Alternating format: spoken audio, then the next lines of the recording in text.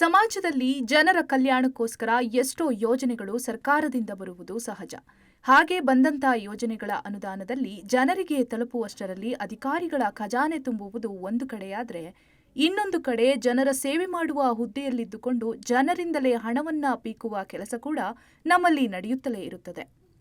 ಅಂತಹುದ್ದೇ ಘಟನೆಯೊಂದು ಹಾಸನ ಜಿಲ್ಲೆಯ ಅರಸೀಕೆರೆ ತಾಲೂಕಿನ ಚಾಮುಂಡೇಶ್ವರಿ ವಿದ್ಯುತ್ ಸರಬರಾಜು ಕಂಪನಿಯ ಉಪವಿಭಾಗ ಕಚೇರಿಯಲ್ಲಿ ನಡೆದಿದೆ. ಹೌದು, ಅರಸೀಕೆರೆಯ ಚಾಮುಂಡೇಶ್ವರಿ ವಿದ್ಯುತ್ ಸರಬರಾಜು ಕಂಪನಿ ಉಪವಿಭಾಗ ಕಚೇರಿಯಲ್ಲಿ ಸಹಾಯಕ ಕಾರ್ಯನಿರ್ವಾಹಕ ಇಂಜಿನಿಯರ್ ಆಗಿ ಕಾರ್ಯನಿರ್ವಹಿಸುತ್ತಿರುವ ಅಧಿಕಾರಿ ಮಂಜುನಾಥ್ ಅವರು ಗುತ್ತಿಗೆದಾರನಿಂದ ಲಂಚ ಪಡೆದು ಲೋಕಾಯುಕ್ತ ಬಲೆಗೆ ಸಿಲುಕಿದ್ದಾರೆ.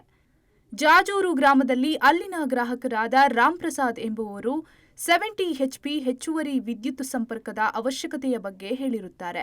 ಹಾಗೂ ಹರಿಪುರದ ಗ್ರಾಮದ ಸಮೀಪದ ದೇವಸ್ಥಾನದ ಮೇಲಿರುವ ವಿದ್ಯುತ್ ತಂತಿ ಹಾಗೂ ಕಂಬಗಳನ್ನು ಸ್ಥಳಾಂತರಿಸಬೇಕಾಗಿರುತ್ತದೆ. ಈ ಕೆಲಸಕ್ಕೆ ಸಂಬಂಧಿಸಿದಂತೆ ಗುತ್ತಿನಗೆರೆ ಗ್ರಾಮದ ವಿದ್ಯುತ್ ಗುತ್ತಿಗೆದಾರ ಹಾಗೂ ಶ್ರೀರಂಗ ಎಲೆಕ್ಟ್ರಿಕಲ್ ಮಾಲೀಕ ಮಧುಕುಮಾರ್ ಬಳಿ ಅಧಿಕಾರಿ ಮಂಜುನಾಥ್ 25,000 ರೂಪಾಯಿ ಲಂಚವನ್ನ ಪಡೆದಿರುತ್ತಾನೆ.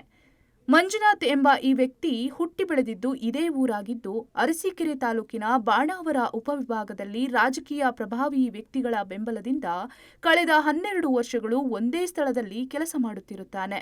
ನಂತರ ಅರಸೀಕೆರೆ ಉಪವಿಭಾಗದಲ್ಲಿ 2 ವರ್ಷಗಳಿಂದ ಕಾರ್ಯನಿರ್ವಹಿಸುತ್ತಿರುತ್ತಾನೆ. ಇದೀಗ ಲಂಚ ಪಡೆಯುವ ವೇಳೆ ಹಾಸನ ಲೋಕಾಯುಕ್ತ ಇನ್ಸ್ಪೆಕ್ಟರ್ ಶಿಲ್ಪಾ ಹಾಗೂ ತಂಡದವರಿಂದ ರೆಡ್ ಹ್ಯಾಂಡ್ ಆಗಿ ಸಿಕ್ಕಿಬಿದ್ದಿದ್ದಾನೆ. ಇದಕ್ಕೂ ಮುಂಚೆ ಇದೇ ಉಪವಿಭಾಗದಲ್ಲಿ ಇದೇ ಹುದ್ದೆಯಲ್ಲಿದ್ದ ವೀರಯ್ಯ ಎಂಬ ಅಧಿಕಾರಿಯೊಬ್ಬರು ರೈತ ಸಂಘದ ಮುಖಂಡರೊಬ್ಬರಿಂದ ಮತ್ತು BH ಕಮಲಾಪುರ ಎಂಬ ಇನ್ನೊಬ್ಬ ಅಧಿಕಾರಿಯು ವಿದ್ಯುತ್ ಗುತ್ತಿಗೆದಾರರೊಬ್ಬರಿಂದ ಲಂಚ ಪಡೆದು ಲೋಕಾಯುಕ್ತ ದಾಳಿಗೆ ಸಿಲುಕಿರುತ್ತಾರೆ. ಇದೀಗ ಮಂಜುನಾಥ್ ಅವರು ಲಂಚ ಪಡೆದದ್ದು ಸೇರಿ ಇದು 3ನೇ ಪ್ರಕರಣವಾಗಿರುತ್ತದೆ. ಇಂತಹ ಸಾರ್ವಜನಿಕ ಸೇವೆಯಲ್ಲಿರುವ ಅಧಿಕಾರಿಗಳನ್ನ ಸರ್ಕಾರ ಅಥವಾ ಆಡಳಿತ ಕಚೇರಿಯು ಕಾಲಕಾಲಕ್ಕೆ ವರ್ಗಾವಣೆ ಮಾಡುವುದರಿಂದ ಈ ರೀತಿಯ ಅನ್ಯಾಯವನ್ನ ತಪ್ಪಿಸಿ ಸಾರ್ವಜನಿಕ ಸೇವೆಗೆ ಅನುಕೂಲವಾಗುವಂತೆ ಮಾಡಬೇಕು ಎಂಬುದು ಜನರ ಬೇಡಿಕೆಯಾಗಿದೆ. ಈಗ ತಡ್ಕೊಳಕ್ಕಾಗಲಿಲ್ಲ. ಒಂದು ದೇವಸ್ಥಾನದ ಕೆಲಸಕ್ಕೋಸ್ಕರ ದೇವಸ್ಥಾನ ನೋಡ್ ಮಾಡಿ ದೇವಸ್ಥಾನ ಆದ್ರೇನು ಯಾವುದಾದ್ರೇನು ಅಂತ ಅದನ್ನೇ ಅವರಿಗೆ ಅದನ್ನೇ ಇದು ಮಾಡ್ತಾರೆ.